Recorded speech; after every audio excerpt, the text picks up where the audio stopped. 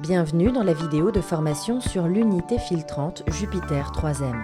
Cette vidéo vous explique comment préparer et entretenir votre unité filtrante. Pour que l'alarme se déclenche correctement, l'unité filtrante doit être calibrée.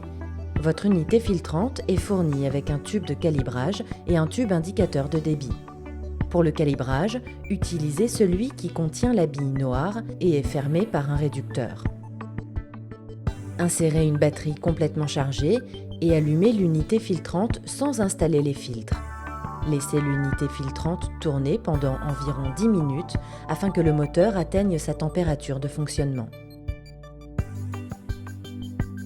Insérez le tube de calibrage dans la sortie de l'unité filtrante et vérifiez si la base de la bille noire est alignée avec le repère présent sur le tube.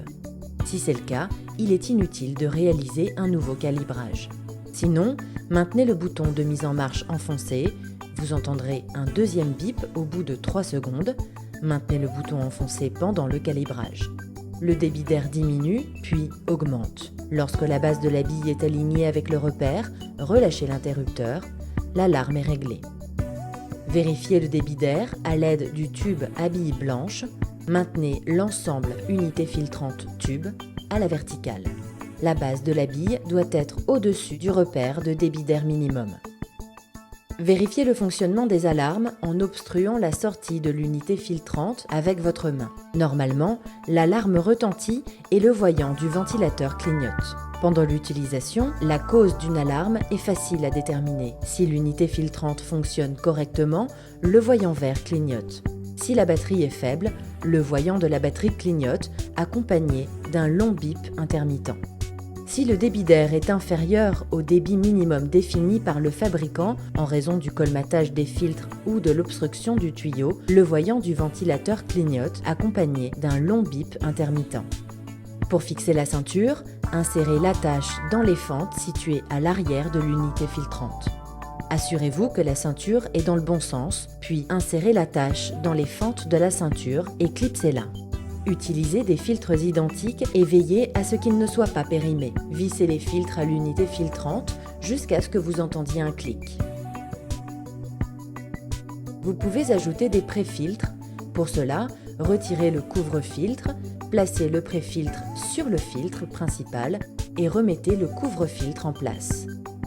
Choisissez le tuyau respiratoire adapté à l'application et raccordez-le à la pièce faciale. Raccordez l'extrémité dotée du système à baïonnette à l'unité filtrante et tirez doucement sur le tuyau respiratoire. Attachez la ceinture et réglez-la à votre convenance. Branchez le cordon d'alimentation à la batterie pour la charger. Le voyant orange indique que la batterie est en charge. Lorsque la batterie est chargée, le voyant orange s'éteint et le voyant vert s'allume. La présence des deux voyants indique que la batterie est défectueuse ou en dehors de sa plage de température de chargement, de 0 à 40 degrés Celsius. Pour remplacer la ventilation ou des pièces électroniques, retirez les vis situées aux 4 coins de l'unité filtrante, ouvrez l'appareil et remplacez la pièce défectueuse. Refermez toujours l'appareil avec les vis neuves fournies. Suivez la procédure d'étalonnage pour vous assurer que les nouvelles pièces fonctionnent. Vous pouvez utiliser l'unité filtrante Jupiter en zone ATEX lorsqu'elle est équipée du kit à sécurité intrinsèque composé d'une batterie spécifique et d'une enveloppe de protection contre la poussière. Veillez à insérer la bonne batterie dans l'unité filtrante. La batterie à sécurité intrinsèque porte des étiquettes bleues et les marquages réglementaires en cas d'utilisation en zone ATEX.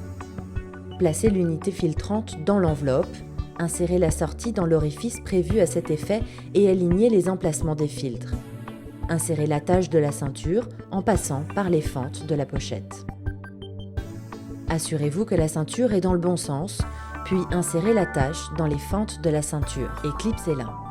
Enroulez le morceau d'enveloppe qui dépasse et coincez-le entre l'unité filtrante et la ceinture. Pour installer les filtres, vissez-les dans les orifices situés à l'arrière de l'unité filtrante. Assurez-vous que les pas de vis sont bien alignés et vissez jusqu'à ce que vous entendiez un clic. Pour retirer la batterie, soulevez le système de blocage situé à l'arrière de l'unité filtrante tout en faisant glisser la batterie pour l'extraire de l'appareil.